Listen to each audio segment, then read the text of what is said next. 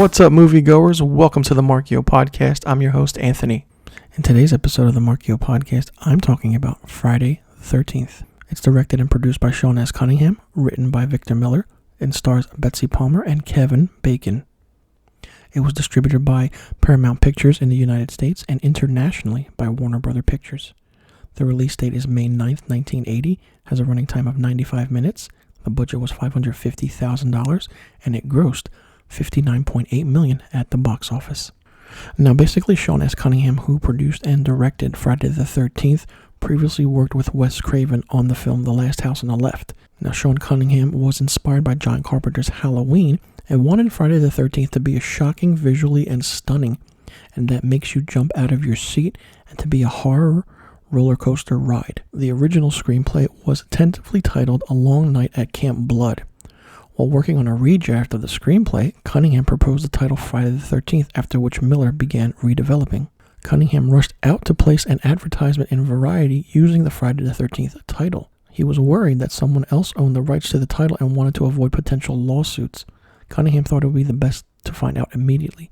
He commissioned a New York advertising agency to develop his concept of the Friday the 13th logo, which consisted of big block letters bursting through a pane of glass.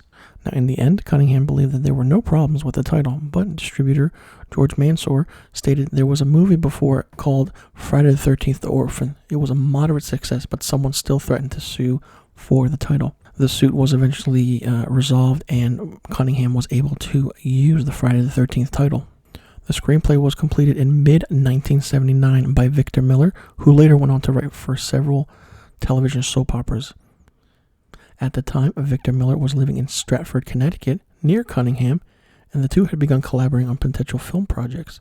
Now, Victor Miller was unhappy about the filmmaker's decision to make Jason Voorhees the killer in the potential sequels. Jason was dead from right the very beginning. He was a victim, not the villain. The idea of Jason appearing at the end of the film was initially not used in the original script.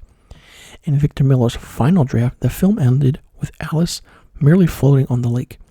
Jason's appearance was actually suggested by makeup designer Tom Savini. Savini stated that the whole reason for the cliffhanger at the end was, I just had seen Carrie, so we thought that we need a chair jumper like that, and I said, let's bring in Jason. So when you have makeup designer and artist Tom Savini give the design and look of Jason, and he's the one that introduced Jason into this movie at the end, that's really saying something.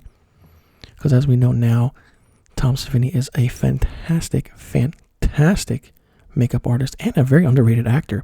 Now for the casting, it was a New York-based firm headed by Julie Hughes and Barry Moss. Now Sean Cunningham admits that he was not looking for great actors, but anyone that was likable and appeared to be a responsible camp counselor.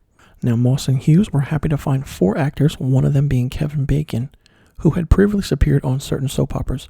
The role of Alice Hardy was set up as an open casting call, basically a publicity stunt used to attract more attention to the film. Now, if you know the character of Bill in the Friday the 13th movie, the actor that plays that role is Harry Crosby, son of Bing Crosby. So it's very interesting to see Bing Crosby's son in a horror movie, especially such a prominent role that he played in the movie.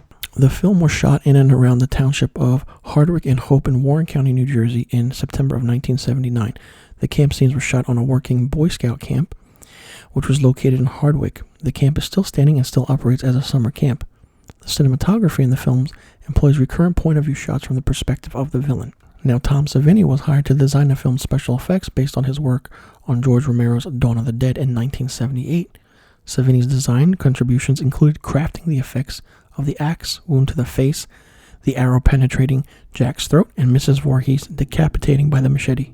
So Friday the 13th, what a horror movie of epic proportions. The tagline is, they were warned, they are doomed, and on Friday the 13th, nothing will save them. The interesting part about this Friday the 13th movie is we don't know who the killer is until the very end of the movie. Now, I know a lot of people, and many of you have seen this movie. So in the ending, the killer is Mrs. Voorhees, Jason's mother.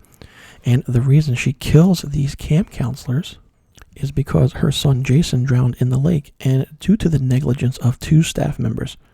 So basically she decided to, take matters into her own hands and kill the camp counselors because they, didn't pay attention to her son Jason, who was kind of deformed in a way. Now, Betsy Palmer gave a staggering performance as Pamela Voorhees, and you see that in every single scene she's in.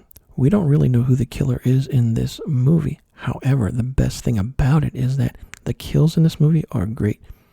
Seeing the Kevin Bacon death scene and seeing that arrow penetrate through his throat was different and interesting. There are a lot of interesting factors to this movie, like the scares and the music that's in it. People think it's it's not. It's kill, kill, kill, ma, ma, ma. So basically, from what I heard through a rumor or something, it's basically Jason saying to his mother in her head that, kill, kill, kill, mom, mom, mom. It's basically telling, the mother to start killing. But for what this movie was, it definitely changed how horror is looked at. Because, in 1978, you had Halloween, and then 2 years later, you have Friday the 13th. So the world was introduced to Michael Myers, and then 2 years later, we get, Jason Voorhees. Technically, we get Jason Voorhees, even though the killer is Mrs. Pamela Voorhees. The effects and makeup in this movie were great. Tom Savini is fantastic. And the jump scare at the end when Jason comes out of the lake to attack Alice was horrifying. You didn't know what to expect, and it was unexpected. And the good thing about this movie is that we don't know who the killer is, like I said. And we get the point of view of how all these deaths are happening. And when we do see who is the killer, wow. Get ready for a roller coaster ride, ladies and gentlemen. It's great. It's interesting because basically we get a thing where, Mrs. Voorhees just wanted, to protect her son, and she cares about her son. And Jason was technically, a victim and not a villain. And Mrs. Voorhees was just doing what she does, killing people because they were negligent and, they just didn't pay attention. This movie is very underrated for its time, and probably the only movie that I know of where the horror killer is a female. Not many horror movies have female killers, and it's interesting to see that the parent is the one that is doing all the killings because of, feelings and emotions and how, certain things were done in the movie. Sean S. Cunningham directed a fantastic movie, and seeing the idea and how he was inspired by Halloween definitely made a big franchise. I mean, if you want to count the first one, he really doesn't show up until the very end. But knowing that Tom Savini was the one who actually garnered for Jason Voorhees to come into the movie was really, really good, and it really, really changed how horror movies were done.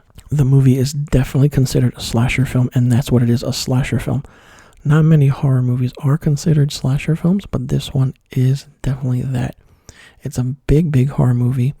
And, anytime you see Friday the 13th, it's like, wait a minute, hold on.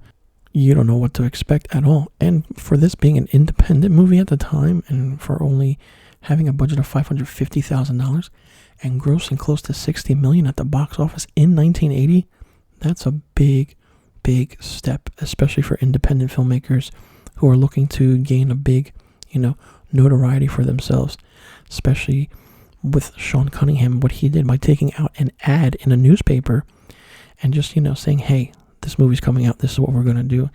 If you don't like it, then hey, tough.